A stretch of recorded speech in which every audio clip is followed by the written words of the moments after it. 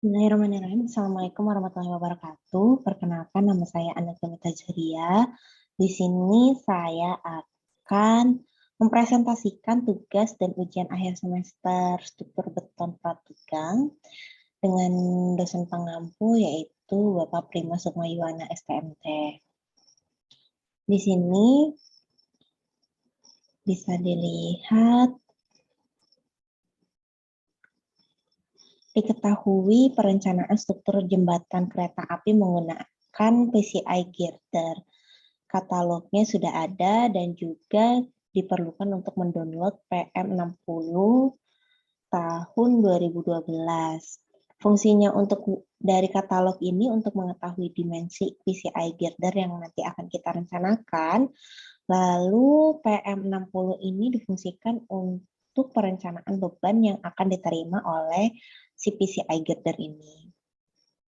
Di sini tertulis bentangnya 20,30. Untuk bentang ini yang diambil adalah yang akan saya hitung adalah yang 30 meter karena NIM saya genap.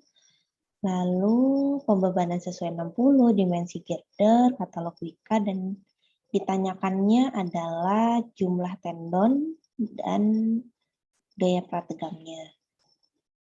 Sebenarnya di sini oleh Bapak Prima telah diurutkan langkah pekerjaannya, yaitu tentukan layout yang akan nanti direncanakan, hitung properties penampang, hitung keperluan gaya prategang, detail lusis, gaya prategang dengan lusis yang baru, dan juga rencanakan pembebanan akibat KA, modelkan di SAP 2000, hitung tegangan akibat beban, hitung momen nominal balok, susun laporan, dan presentasikan.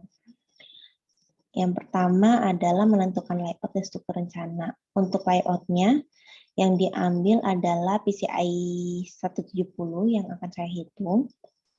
Sebenarnya nanti di sini saya ada kesalahan hitung sih dalam perhitungan ini, tapi untuk presentasi ini saya akan presentasikan sesuai dengan apa yang saya kumpulkan. Ini adalah dimensinya dan detailnya juga. Lalu terdapat ketentuan lain seperti panjang balok prategang itu 30 meter. Jarak antar prategangnya ini sudah ditentukan di awal, yaitu di katalognya. Selimut betonnya saya tentukan 100 mm. Untuk strandnya sendiri udah saya tentukan di awal. Ini jenis strandnya, ini semua ada di katalog. Ada di katalog dan juga ada ketentuan-ketentuannya. Nanti akan dilampirkan di YouTube ini. Lalu di sini yang kedua adalah menghitung properties penampang. Awalnya itu adalah luas penampang. Sebenarnya untuk luas penampang ini sudah ada di katalognya. Namun demi keperluan menentukan titik berat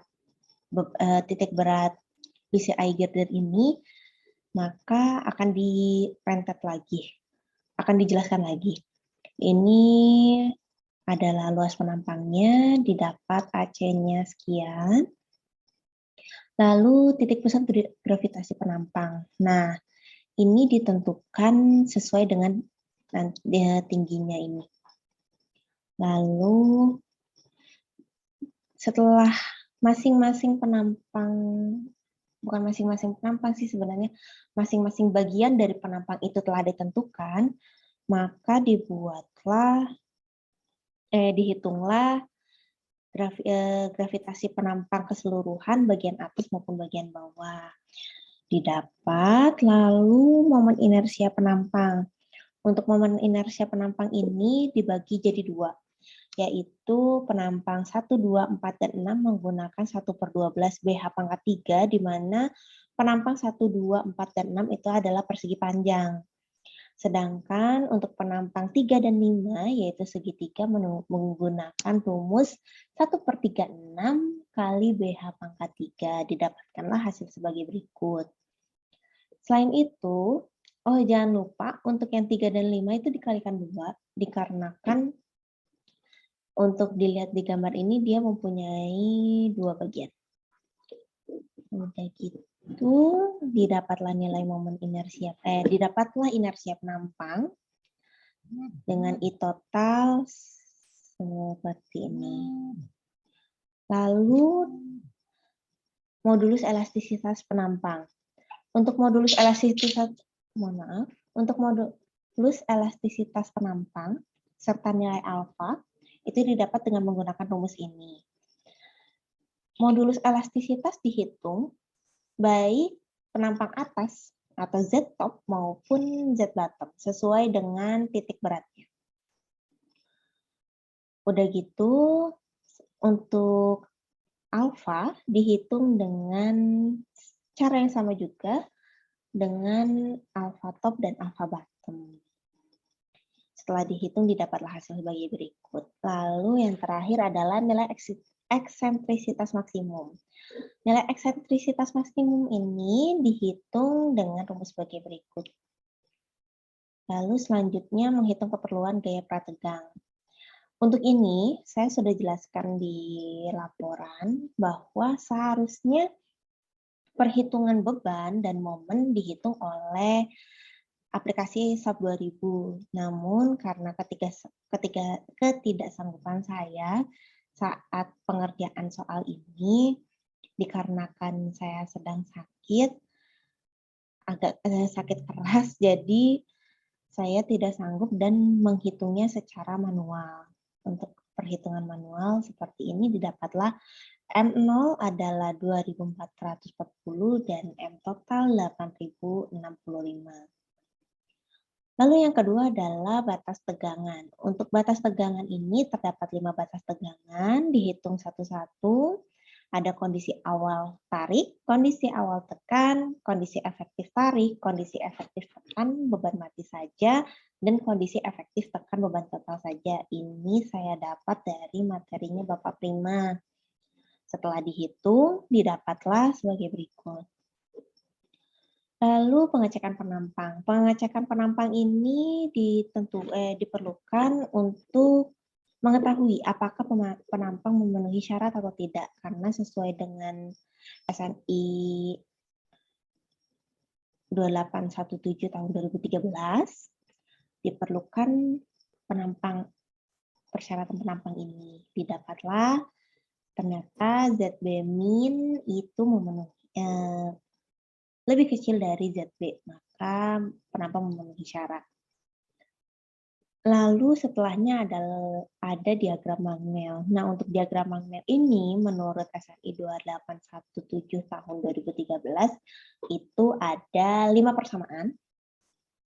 5 persamaan ini nanti diplot sesuai dengan nilai yang telah kita ambil di atas, kita hitung di atas, didapatlah bahwa grafiknya menyentuh di persamaan 3. Setelah itu kita masukkan di grafik ini nilai eksentrisitas maksimal yang didapat di hitungan awal tadi. Di hitungan ini, baru kita ke bawah lagi, ditarik garis, dan ternyata jatuh kepada persamaan 3.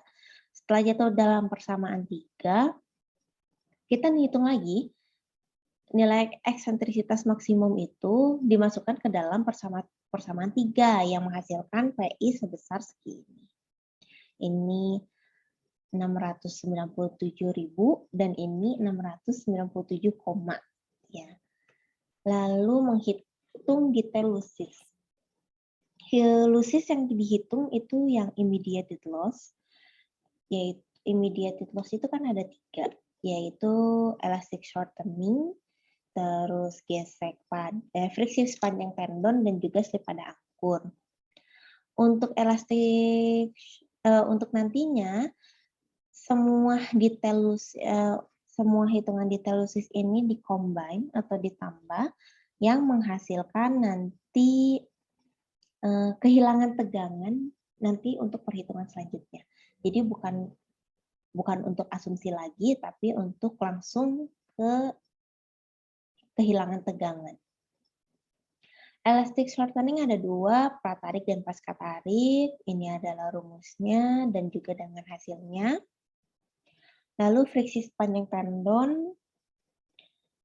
Untuk sebenarnya friksi sepanjang tendon itu ada 2, yaitu pratarik dan pasca tarik. Sebenarnya untuk pratarik itu tidak terjadi kehilangan tegangan akibat friksi, dan untuk struktur pasca tarik itu terjadi kehilangan tegangan.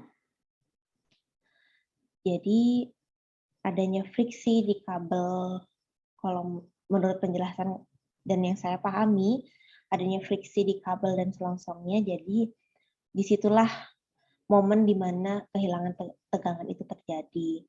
Didapat nilainya, lalu ada slip pada angkut juga. Untuk slip pada angkut ini terjadi sewaktu kawat dilepas, didapatlah hasil sebagai berikut. Untuk harga rata-rata panjang slip ini didapat dari materinya Pak Prima. Lalu didapatlah seluruh ini ditambah dan didapatlah nilai immediate loss sebesar 36,12%. Nah, berdasarkan SNI 2847/2013, terdapat 3 syarat gaya prategang yang harus dipenuhi. Ini adalah rumusnya, ini yang harus dipenuhi, dan ini adalah nilainya. Dari syarat di atas diambil nilai terbesar, lalu dimasukkan ke dalam rumus ini. Nah, harus dicek kebutuhan luas penampang total dengan yang kita asumsikan di awal harus lebih besar daripada apa ya nilai syarat yang di atas. Jika lebih besar berarti oke, kita lanjutkan ke perhitungan selanjutnya. Jika tidak, maka kita harus mencari penampang baru lagi.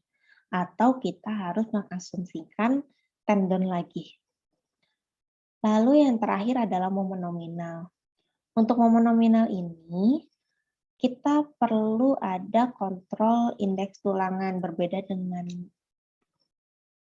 di sini saya sebenarnya salah menghitung karena waktu sebelum membuat laporan ini saya hitungnya itu menggunakan struktur beton biasa. Sedangkan untuk struktur beton prategang harus menggunakan ini. Ini tahapannya.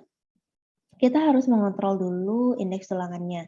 Ketika omega P ini lebih kecil sama dengan dari 0,3, maka indeks tulangan memenuhi. Jika lebih besar, kita harus balik lagi ke perhitungan awal. Didapatlah nilai 0,299. Lalu kita mencari nilai A, didapat dari rumus ini, lalu perhitungan momen di posisi tendon. Untuk momen ini, didapat ini, lalu kita hitung 90%-nya didapat nilai ini. Sekian tugas ini dan laporan ini saya jelaskan. Untuk perhitungan lebih jelasnya nanti akan di-share Excel-nya, dan juga nanti akan ada, saya yakin akan ada remedial, nanti untuk remedialnya nanti di next video. Sekian dari saya. Wassalamualaikum warahmatullahi wabarakatuh.